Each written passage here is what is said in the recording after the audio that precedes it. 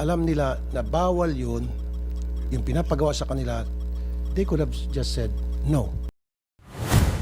These two gentlemen here must be suspended as well. Hinatid siya,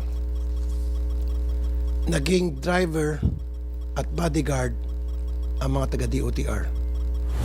Nagpa-selfie pa ang mga naghatid para bang gustong sabihin na mission accomplished na ihatid na namin ang aming baby. We penalize the act of driving under the influence of alcohol, dangerous drugs, and other intoxicating substances. On top of this, we included institutional programs and appropriate public information on the standards of safe driving. Pero bakit po parang paulit-ulit pa rin tayong nakatanggap ng mga report ng mga aksidente, traffic altercations, at road rage dahil sa mga nagmamaneho ng lasing? Now, let's proceed with me asking questions. Questions na I believe would be very hard to answer, but I need answers anyway. Umpisahan natin doon sa nangyaring insidente sa EDSA busway na very clear na yung si De Vera Lim ay lasing, and yet ang ginawa sa halip na i-turn over sa PNP ay sinamahan sa BGC, hinatid siya, naging driver at bodyguard ang mga taga-DOTR. Driver at bodyguard dahil iminaneho nung Coast Guard yung sasakyan papunta sa kondo niya at nagsilbi na ring bodyguard. Anyari, nasa halip ay itinan over sa PNP para gawin yung narapat at sampahan ng kaso, which they did not do. Ang nakakatawa pa rito, nagpa-selfie pa ang mga naghatid para bang gustong sabihin na mission accomplished na ihatid na namin ang aming baby. Nandito ba yung mga taga Coast Guard na naghatid? Okay. CGASN. Ano ibig sabihin po ng CGASN? Apprentice Seaman Neil Patrick M. Villaluz and Apprentice Seaman Al Ahmed Hassan. Paki-explain lang po ano nangyari doon at bakit po naging baby itong si De Vera. Anong full name ulit ni De Vera, sir? Christopher Lim De Vera. Good morning, Mr. Chair. Hindi, pero bagong lahat, kasi paulit-ulit tinatanong ng mga netizen dun sa mga comment section. Asek Jose Lim, are you related to Christopher Lim De Vera? Mr. Chairman, I'm not related to him, Mr. Chairman. Not related whatsoever? No, not related. Kapilido lang ng Lim, middle name niya. Yes, Mr. Okay. Chairman. Thank you. Thank you, Asek Lim. Proceed. CG Patrick Villaluz. Good morning, Mr. Chair. Good morning, ma'am, sirs. Nung madaling araw po ng July 28, nagpaalam po kami na magkakain po sa aming PIC. Personal in charge sa team po namin at sa team leader po namin na sa SAIC. Nung natapos na po kami, Mr. Chair, na kumain, pabalik na po kami sa station namin sa Ortigas. Nagtaka po kami bakit po maraming bus na nakapila po. Kaya po nagtaka kami ng aking kasama. Bumaba po kami, naglakad papunta sa harapan at doon po namin naabutan na yung may tatlong MMDA personnel po na pinapagilid na po yung SUV na nag-counterflow sa gilid ng daan upang magtuloy po ulit ang operasyon po ng EDSA bus carousel units. Nang napigilid na po namin yung SUV sa gilid ng daan po sa Guadalupe Station, ito kami ng aking kasama po, si Coast Guard Apprentice si Manasan, nag-assist po sa traffic direction control po yung in-assist namin sa ibang motorista, sir. Kasi nasa gilid po ng kalsada, sir. Habang agad po namin, nung napagilid na po yung sasakyan SUV, sir, agad po namin pinarating sa aming assistant team leader at team leader ang pangyayari tungkol sa counterflow na napag-alaman po namin sa mga MMDA personnel. Habang iniintay po ang assistant team leader at team leader po namin, nagta-traffic direction control po kami sa ibang motorista. Pagdating po ng team leader at assistant team leader namin, kinausap kami kung anong nangyari. Ang alam lang po namin is counterflow incident. Then, sinabi po namin na yung MMDA po ang first responder sa... Okay, let me interrupt. Pero alam nyo na si Christopher Lynn de Vera at that very moment ay lasing, nakainom. Nung hindi pa po namin nalaman, sir, ng aking kasama na si Coast Guard Apprentice si Manasan, sir. Okay. Kung hindi nyo alam na siya alam mo na lasing o hindi? Yes o no lamang po? No po, No. Mr. Chair. So bakit nyo po hinatid at ipinagmaneho yung kanyang sasakyan kung siya po ay hindi lasing? Hindi ko po alam na lasing, pero ang instruction po na iatid namin ay galing po sa team leader namin na si Sir Michael Almoite, sir. Pero sinabi ba sa inyo ng team leader kung bakit kailangan siya ipagmaneho? Yes, sir. Anong sinabi ng team leader? Para mukhang nakainom and para sa Okay, so alam nyo na nakainom. tapos na, sir, malapit ng hatid. Kaya nga, malapit na hatid, so alam nyo, Yes, sir. right? Na lasing, medyo nakainom. So the fact na inutusan kayong ihatid siya, ipagmaneho siya, para hindi na makadisgrasya, ibig sabihin, wala na sa ayos yung kanyang mga faculties. There's the possibility na baka siya makadisgrasya o siya madisgrasya, kaya ipagmamaneho niyo siya pauwi ng kanyang kondo. Yun yon. Tama? Yes, sir. Okay. Now, bakit niyo siya pinagmaneho? Na alam niyo naman bawal. Sabihin natin utos na inyong team leader. Hindi niyo ba sinabihan niyo ng inyong team leader na, boss, baka mapahamak tayo rito? Ang dapat natin gawin sana ay i-turn over ito sa PNP o communicate tayo sa PNP because nasa IRR yan, number 2 ng IRR. Sa number 2 ng IRR, Department Order 2023-020, Section 3.2 ninyo. To establish and maintain permanent linkages with regular line of communication, in line of communication and coordination with all agencies and stakeholders involved in transportation, especially the committee's member and agencies.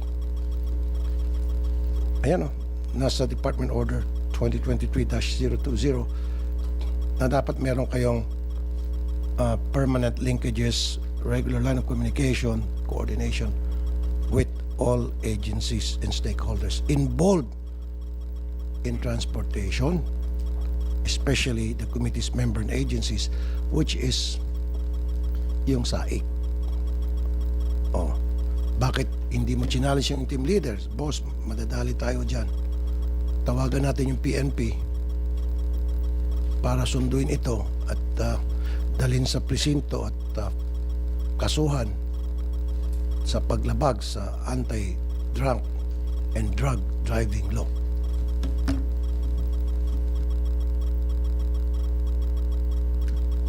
Good morning, Mr. Chair. Nung time po yun na, Mr. Chair, may police mobile po na huminto. And ang nakausap po ay ang mga MMDA personnel. Pagtapos po nilang mag-usap, Mr. Chair, umalis po ang police mobile. Nandito ba yung police mobile na umalis? Colonel Bobby Arao? Good morning, sir. Negative, sir. Ano pong posisyon niyo, Colonel Arao? Sir, I'm the Deputy Director for Administration of the PNP HPG, sir. Okay. Bakit po negative? Ba't hindi po positive? Sir, yung police po na nag-responde, sir, is under ng Makati City Police Officer. So, yun, sir, hindi naman na-invite. Bakit po hindi? Colonel Joel, anong pangalan niyo po, sir? Hindi ko nakikita yung Colonel Joel Kasupanan. Ano pong pwesto niyo sa PNP? Chief po ng Special Operations Division, Highway Patrol Group, sir. Comsec, dapat inimbitahan natin yung kasi nagtuturuan naman, dapat inimbitahan natin yung PNP, no, not HPG anymore. Siguro yung admin officer ng PNP. Come on guys, you know better. Kasi tinuturo nila Makati, hindi na jurisdiction na yon. Kung nandito yung kataas-taasan sa PNP, admin officer ng PNP, General so-and-so, di agad-agad. Tawagan nyo ngayon na mismo. Tawagan nyo si Chief PNP. Habulin nyo. Tawagan nyo. Kasi itong dalawang PNP nandito, they're useless. I'm sorry. Useless kayo doon sa tinutumbok ko. So, anong pangalan po ng pulis na dumating pero umalis din? Dumating sa site?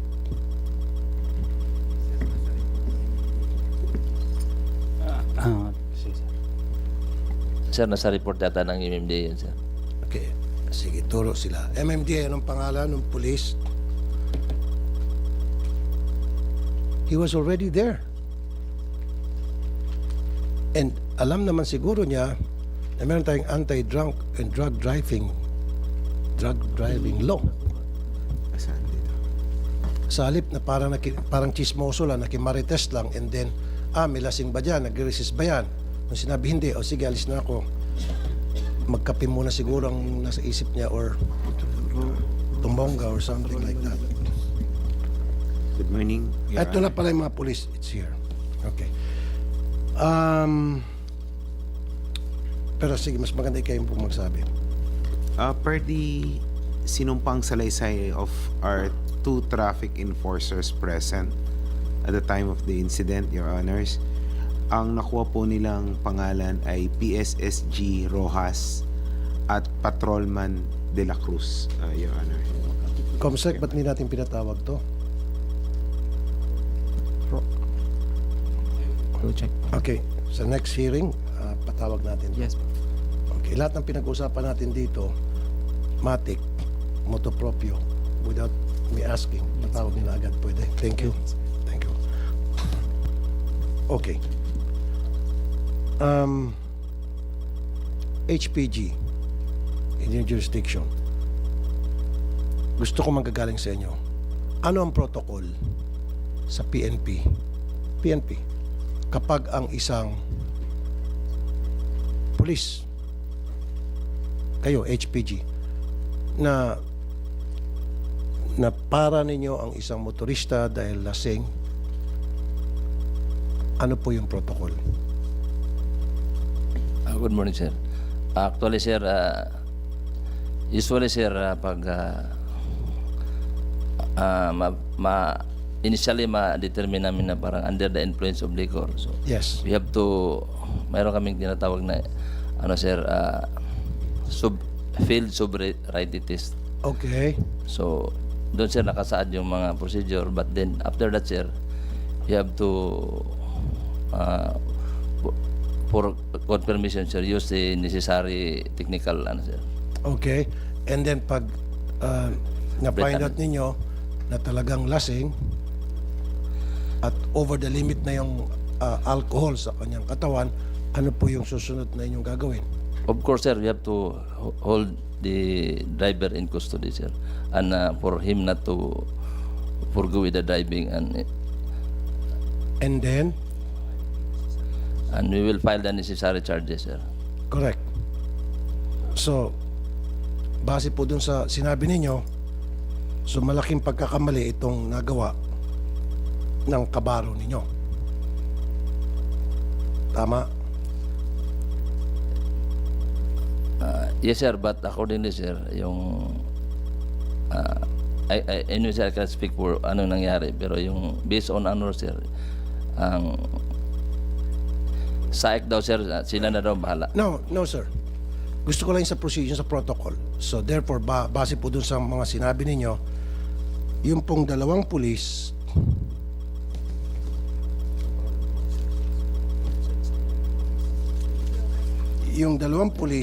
si PSSG, Police Staff Sergeant Rojas and Patrolman De La Cruz, hindi sumunod sa protocol,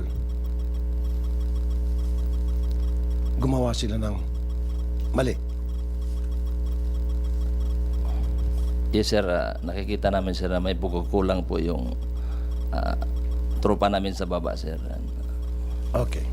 Yun ang gusto ko. Na at least, inaamin mo ngayon na yung kabaro ninyo ay nagkaroon ng pagkukulang, which is hindi niya ginawa yung binanggit ninyo.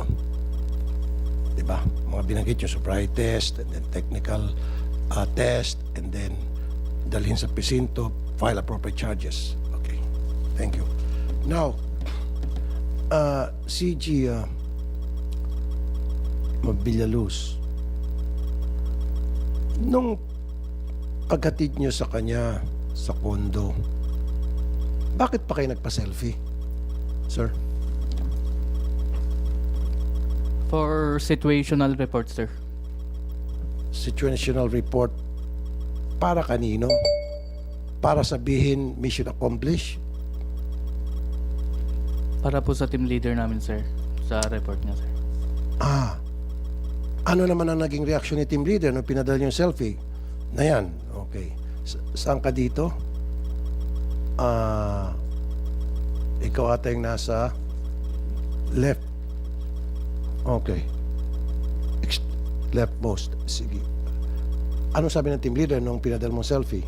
Hindi po ako yung nagpadala, sir. Sino padala? Kundi ang assistant team leader namin, sir. Siya po yung kumuha ng picture, sir. Nandiyan pala si assistant team leader. Ilan pala kayo naghatid? Tatlo po kami, Mr. Chair. Okay, team leader, ito yung sa taga-DOTR. Yung kasama po namin sa picture, Mr. Chair, is yung assistant team leader po namin. Okay, sino itong naka-uniforme ng DOTR, yung naka-black? Assistant team leader po namin si Sir Alvin Garcia. Andito pa si Sir Alvin Garcia. Sir Alvin, pwedeng umupo ka. And then let's put Sir Alvin Garcia under oath. Comsec, please.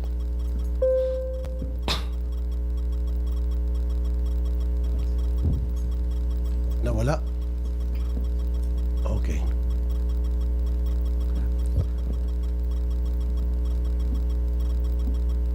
Excuse me, for those resource persons who just arrived, can you please stand and raise your right hand? Nag-oath na? Okay. Thank you po. Tapos na daw po nag-oath, sir. Okay. So, ikaw yung promotor sa pagpapaselfie dito kay De Vera. Ikaw yung nasa picture. Good morning po, Mr. Chair. Bali po kasi yung utos po sa amin ng team leader namin, pag-arrive po namin sa bahay po ni Mr. De Vera, kumuha daw po kami ng picture na safe po nakarating kami at wala po na disgrasya, sir. Ayun po yung utos ng aming team leader, sir. At sino po yung team leader nyo? Si Mr. Almete po.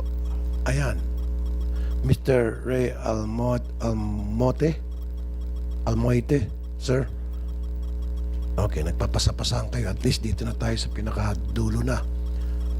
Team leader. Okay.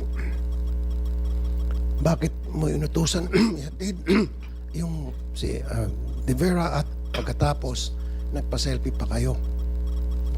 Sir, good morning po, Mr. Chair. Ang picture po na pinakuha ko sa kanila para po sa incident report po namin na i-send po sa Viber po ng group. Viber ng grupo. Yes. Bakit kinakailangan pa ipadala sa Viber ng grupo yung selfie? Kasi po meron po kaming incident report na sinesend po kung may nangyayari po na sa busway po na.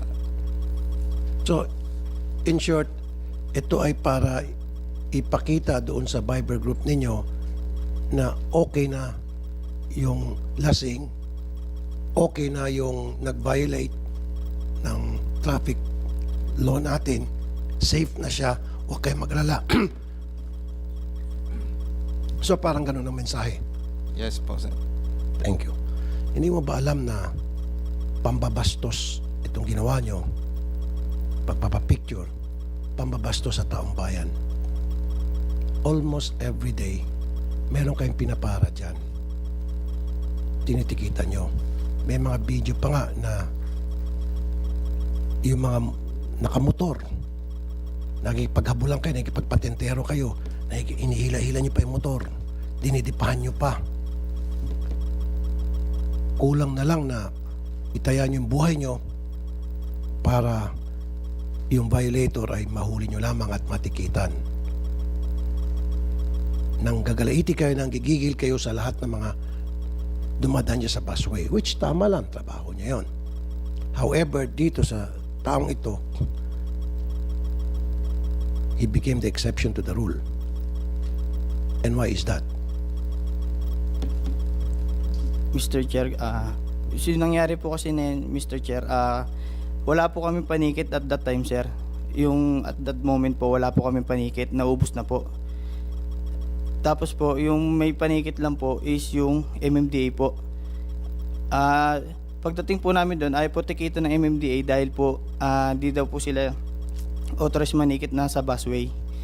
Ngayon, kami na po nagsabi sa MMDA na sila na po magticket. Kasi po yung ticket po namin, yung TO po namin, ubos na po at that time, sir. Bakit naubos? Ilan ang natikita nyo at that time? Mr. Chair, nirenew ko po yung panikit ko bago po magbagyo. Inabutan po ng bagyo siya kaya hindi po siya na kuha agad po sa LTO po. Kailan naubos yung panikit? So ibig sabihin, nagjo-duty kayo doon ng walang panikit?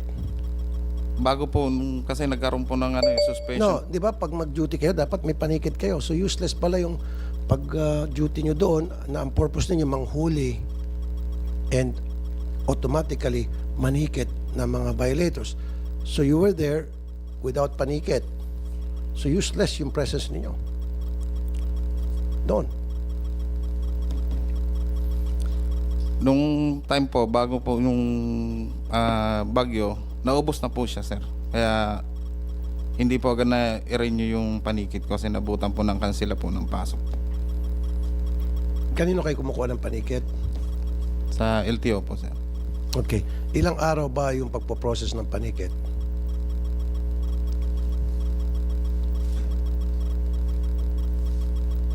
Sana kung wala ka palang panikit, hindi ka na nag-duty doon. What for? Useless ang presence nyo doon kung ganon.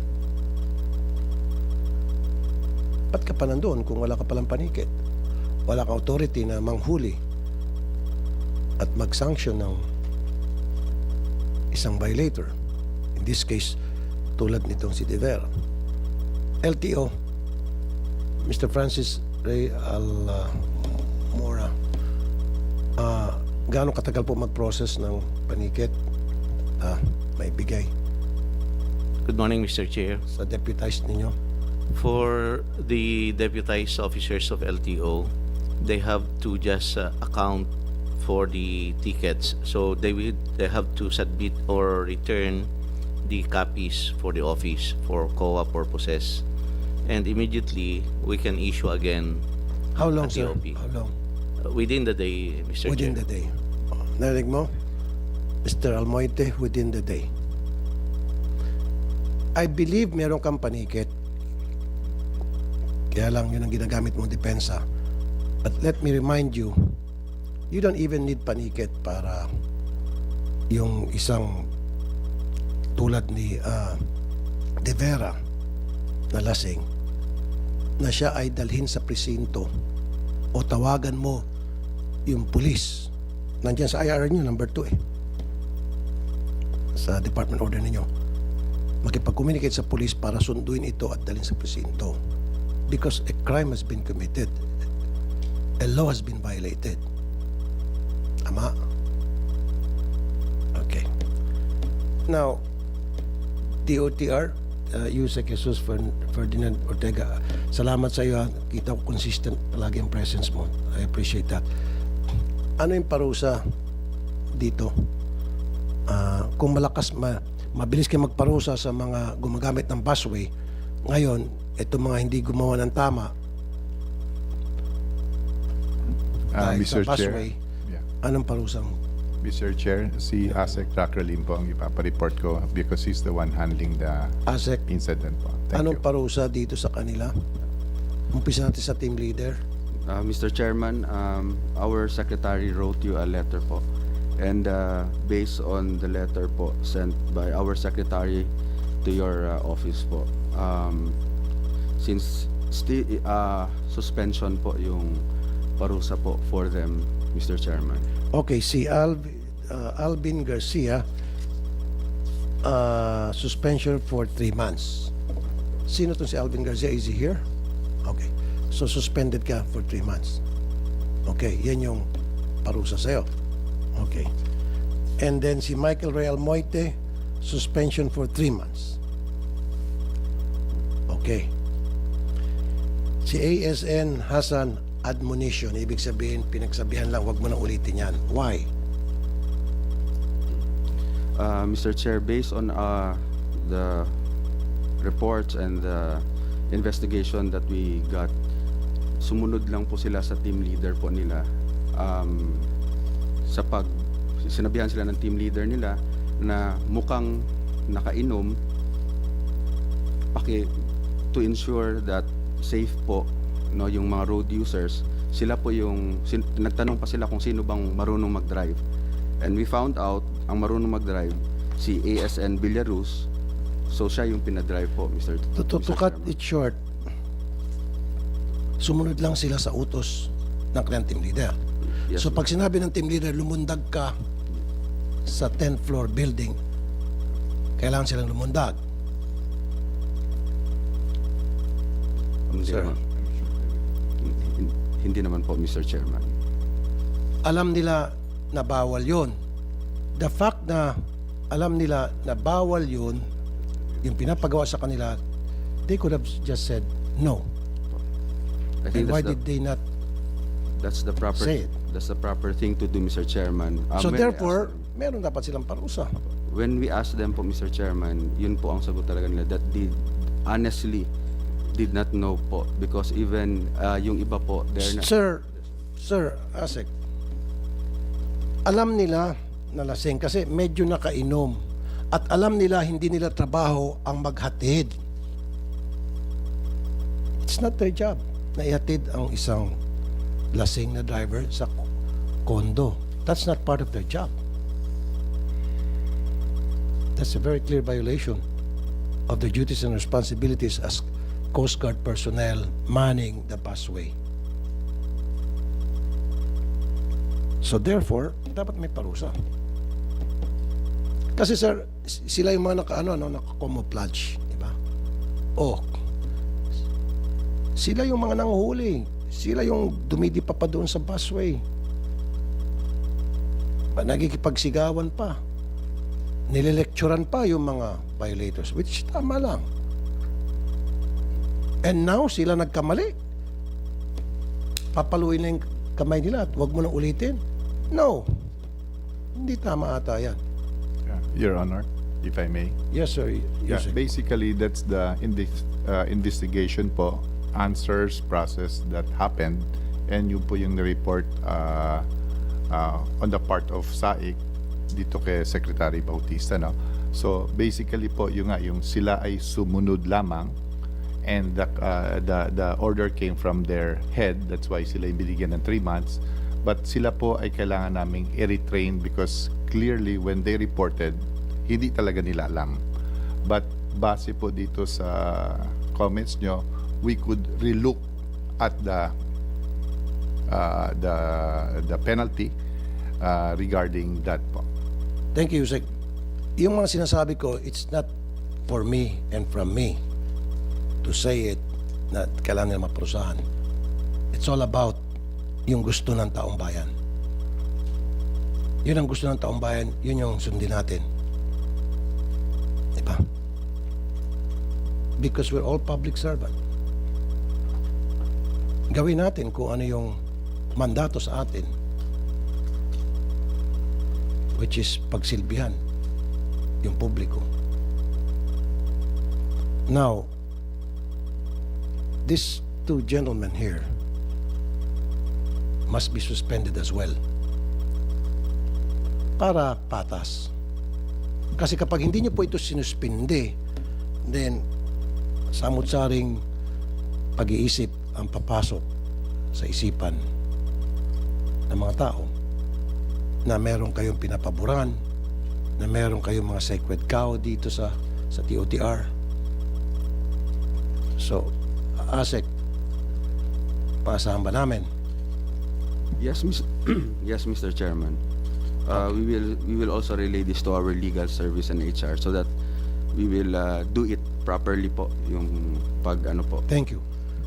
So, by next hearing, gusto namin ng committee dito na meron na ipataw na sanction. Itong admonition, insulto to sir. Kasi this is a big insult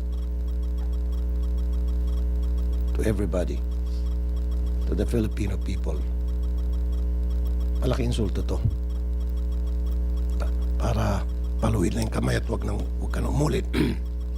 So, I want them suspended. Okay?